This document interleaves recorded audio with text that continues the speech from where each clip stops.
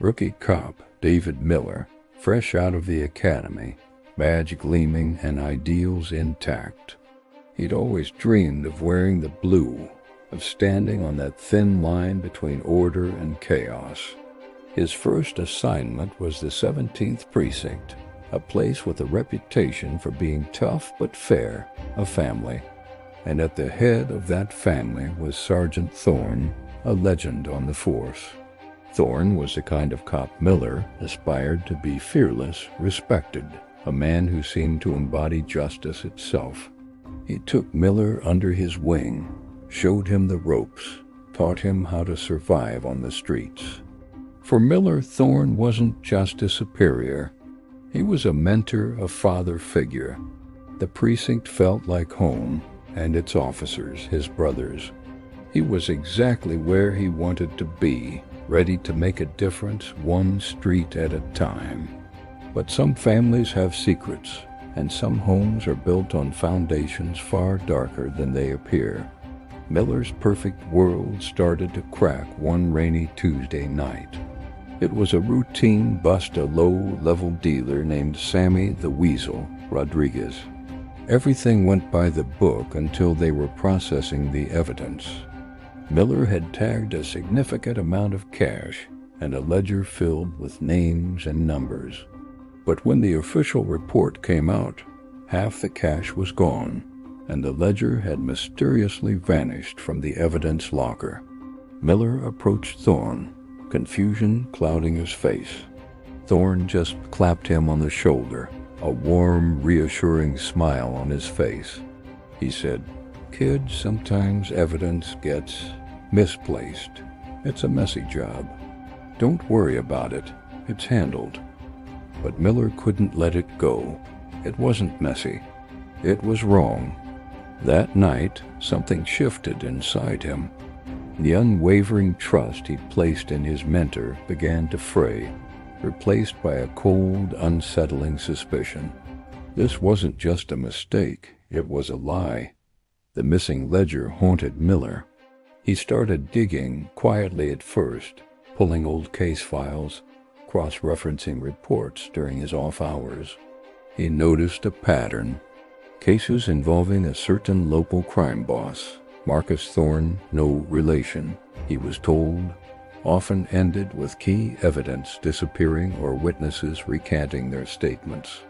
The lead detective on most of these cases? Sergeant Thorne. The coincidences piled up, forming a picture Miller didn't want to see.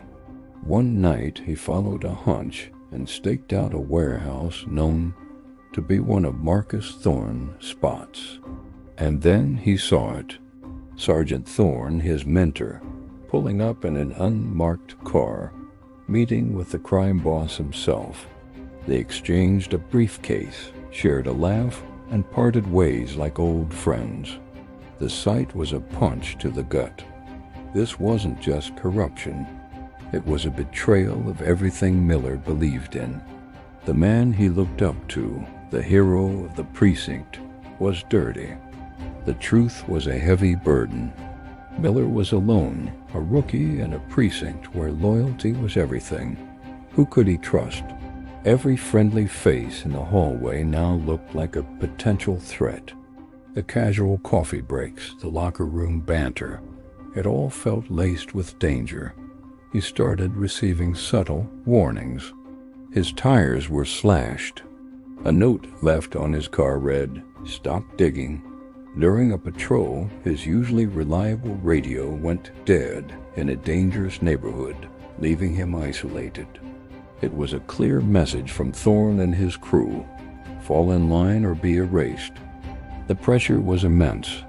He was torn between his duty to the law and his instinct for self-preservation. Every shadow seemed to hold a threat. Every ringing phone made his heart leap into his throat. His badge felt less like a symbol of honor and more like a target on his back. He was walking a tightrope, and the fall looked deadly. Miller knew he couldn't take down Thorne and his network from the inside. He needed help, but going to internal affairs was a huge risk. They had a reputation for leaks, and if Thorne found out, Miller was a dead man. He remembered a name his academy instructor had mentioned, a contact in the FBI who specialized in public corruption cases, Special Agent Ava Rostova. Finding her was a cloak and dagger operation in itself. He used a burner phone in coded language, arranging a meeting in a crowded public library, a place so mundane it felt safe. When he finally met Rostova, she was all business, her eyes sharp and assessing. Miller laid everything out, the missing evidence, the suspicious case files, the meeting at the warehouse. He had no hard proof, just his word. Rostova listened intently, her expression unreadable.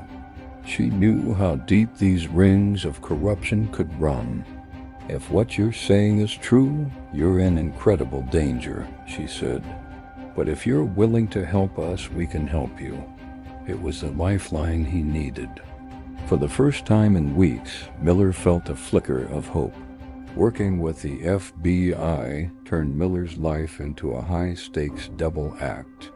By day, he was Officer Miller, the eager rookie, laughing at Thorne's jokes and going on patrol. By night, he was the FBI's inside man, wearing a wire, secretly photographing documents, and feeding information to Agent Rostova. The stress was crushing. Every conversation with Thorne was a performance, every shared coffee a test of his nerve. He had to betray the trust of men he once considered brothers, all while smiling to their faces. The wire hidden under his uniform felt like it was burning a hole through his chest, a constant reminder of the dangerous game he was playing. One slip, one wrong word, and it would all be over. He was gathering evidence piece by piece, building a case against the man who had shaped his career. The line between right and wrong had never been clearer, but the path he was walking had never been more treacherous. The endgame began with a tip. Thorne was planning a major exchange with the crime syndicate, a shipment of seized weapons in return for a massive payout. It was the transaction the FBI had been waiting for. The meet was set to go down at a desolate, abandoned shipyard under the cover of darkness. This was Miller's final test. He had to be there, not just as an observer, but as part of Thorne's security detail. As they drove to the shipyard, the tension in the car was thick enough to cut with a knife. Thorne, sensing something was off, looked at Miller, his eyes cold and probing. "You've been quiet lately, kid. Everything all right?" Miller's heart pounded against his ribs, the wire feeling heavier than ever.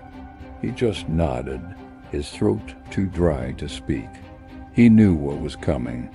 The moment they arrived, the shipyard would be flooded with FBI agents. His life as a cop, as he knew it, was about to end, and he could only hope he'd live to see the morning. The moment Thorne's crew met with the crime syndicate at the shipyard, the night exploded. Floodlights blazed to life, and the air filled with shouts of FBI. "Freeze!" Chaos erupted. In the confusion, Thorne grabbed Miller, his face a mask of pure rage and betrayal. "You," he snarled, pressing a gun to Miller's head. "It was you."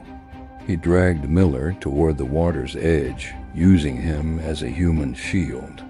For a heart-stopping moment, it was just the two of them, the mentor and the student, now mortal enemies. "I treated you like a son," Thorne yelled over the sirens. "I did this for us, for all the guys." "You did this for yourself," Miller shot back, his voice steady despite the fear. "You betrayed the badge." In that split second, as Thorne was distracted by the advancing agents, Miller made his move. He slammed his elbow back into Thorne's ribs, breaking his grip. A single gunshot rang out as they struggled, and Thorne crumpled to the ground, wounded but alive. The battle was over. Justice, bloody and hard-won, had prevailed. In the aftermath, the 17th Precinct was gutted. Thorne and his crew were arrested, and the corruption scandal made national headlines. Miller became a hero to some, a traitor to others. He testified before a grand jury, his words sealing the fate of the men he once called his brothers. The FBI offered him a position, a new life in a new city, but he turned it down. His place was here. He stayed at the 17th, facing the cold stares and whispered accusations. It was his penance and his purpose. He had to help rebuild what Thorne had broken. The road ahead was long and lonely, but Miller's ideals, though tested and scarred, were stronger than ever. He had learned that true loyalty isn't to a person or a precinct, but to the principles the badge is supposed to represent. Standing on that thin blue line, he finally understood its true meaning. It wasn't just about separating good from bad, but about having the courage to confront the darkness, even when it wears a familiar face. Thank you for watching this story of courage and conviction. It's a reminder that doing the right thing is often the hardest path, but it's the only one that leads to true justice. If you were moved by Officer Miller's journey, please hit that like button and subscribe for more stories that explore the complex nature of our world. We'd love to hear your thoughts in the comments below. What would you have done in Miller's position? Let's talk about it. Thanks for being here, and we'll see you in the next video.